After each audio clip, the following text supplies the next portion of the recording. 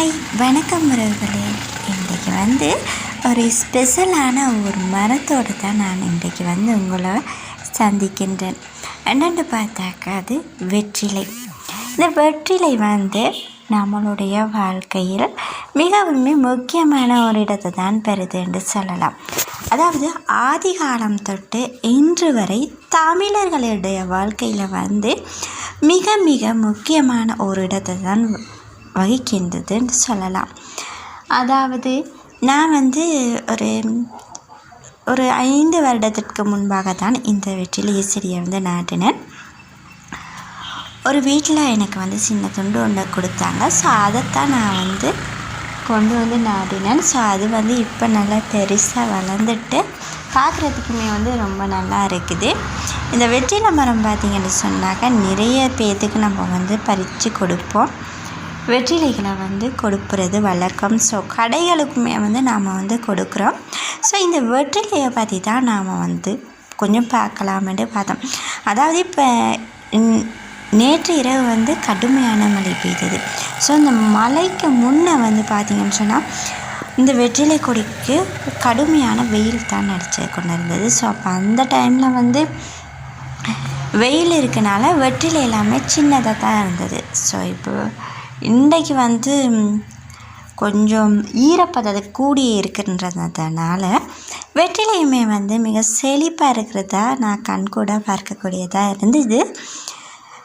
அதுதான் நானும் உங்களோட இன்றைக்கி பகிர்ந்து கொள்கிறேன். பாருங்கள், நீங்கள் பார்த்து கொண்டு இருக்கும் பொழுதே எப்படி குருவிகள்லாம் இதிலேருந்து சத்தம் விடுதுன்னு சொல்லி பார்க்குறீங்க தானே. ஸோ எப்படி இருக்குது இதெல்லாம் நம்மளோட மனசுக்கு ரொம்பவே இனிமையாக இருக்குது. ஸோ இந்த மாதிரி சத்தத்தை கேட்குறது கூட இன்றைக்கி ஒரு அரிய காலகட்டத்தில் தான் நாம் வாழ்ந்துக்கிட்டு இருக்கோம் இல்லையா. இடைக்கிடையே வாகனங்கள் போய்கொண்டு இருக்குது, என்னமே செய்ய முடியாது. ஸோ அதோட சத்தத்தையும் கேட்க வேண்டியதாக தான் இருக்குது. ஸோ இரண்டையுமே நம்ம கேட்கலாம் வாங்க.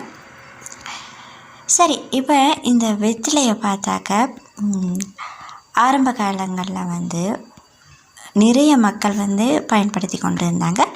இப்போ வர இளைய தலைமுறை இந்த வெற்றிலையை பயன்படுத்துவதை தான் நிறுத்திட்டாங்க.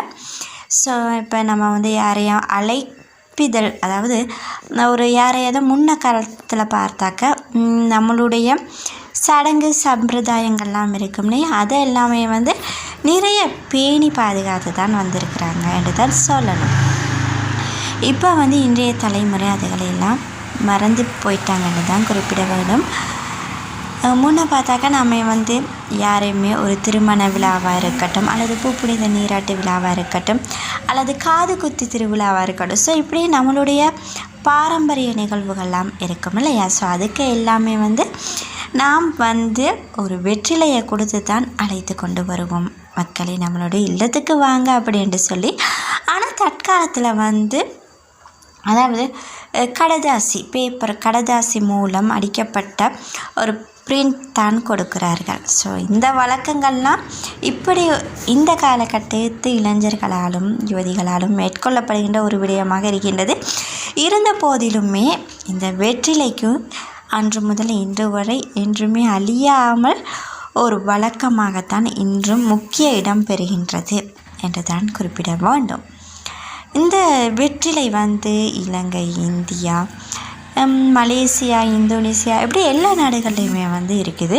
ஆனால் இதோட தாயகமாக மலேசியாவை தான் குறிப்பிடுறாங்க.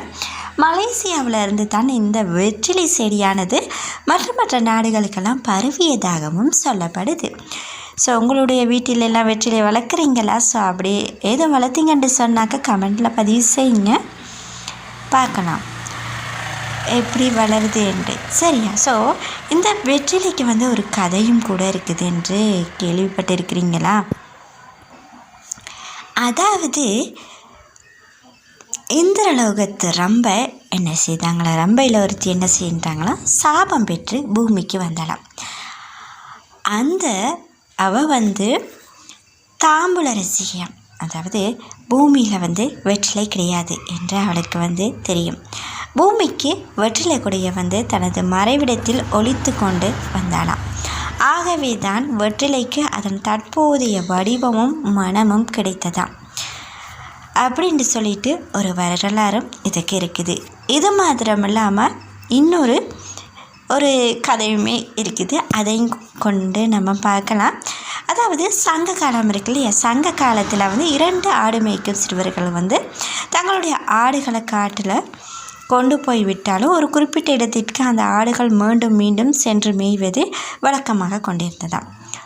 ஒரு முறை 2 சிறுவர்களுக்கும் ஆடுகள் வழக்கமாக நிற்கும் இடத்திற்கும் யார் முதலில் செல்வது என்பது போட்டியாக நடந்தது.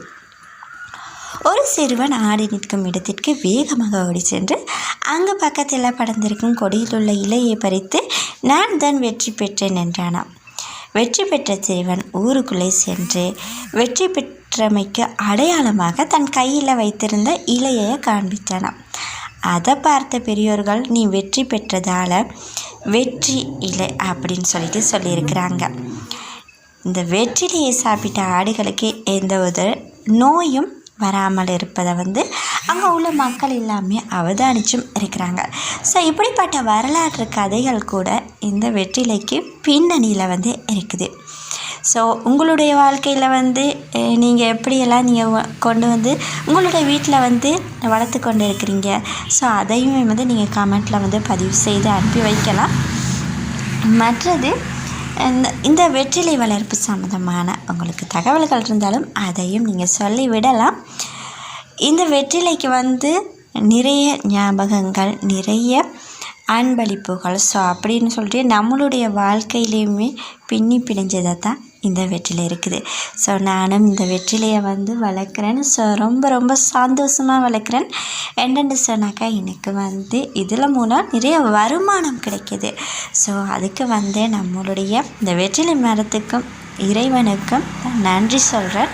ஏன்னு சொன்னாக்கா இதில் மூலம் நிறைய வருமானம் கிடைக்கிது. ஸோ நாங்கள் வீட்டு பூஜைகளுக்கெல்லாம் நாங்கள் எடுத்துக்கொள்ளுவோம்.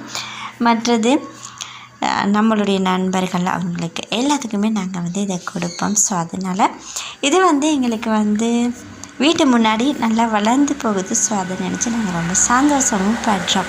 ஸோ உங்களுடைய வீட்டில் இருக்கிற வெற்றிலை மரம் எப்படி இருக்குது அப்படின்னு சொல்லி நீங்களும் சொல்லலாம் கமெண்டில்.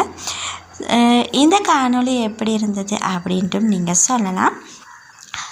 உங்களுடைய வீட்டிலும் வேறு ஏதாவது உங்களுக்கு தேவைப்பட்டுச்சுன்னு சொன்னாக்கா என்ன மாதிரிக்க நீங்கள் இந்த இயற்கையின் ஸ்பரிசம் சேனலூடாக நீங்கள் பார்க்க விரும்புகிறீங்க அப்படின்னு சொல்லிவிட்டு நீங்கள் வந்து என்னோட கமெண்ட்டில் பதிவு செய்து கொள்ளலாம். அதனையும் நாங்கள் வந்து உங்களோட பகிர்ந்து கொள்ள காத்து இருக்கின்றோம் உறவுகளே. அப்புறம் வேறெண்டு கண்டு சொன்னாக்கா நிறைய மலையில் இப்போ வெற்றிலை மலை செழிப்பாக இருக்குது. ஸோ அதோடு நானும் செழிப்பாக இருக்கிறோம். இந்த ஒரு அருமையான காணொளியோடு விடைபெறுகின்றோம். நன்றி, வணக்கம் உறவுகளே.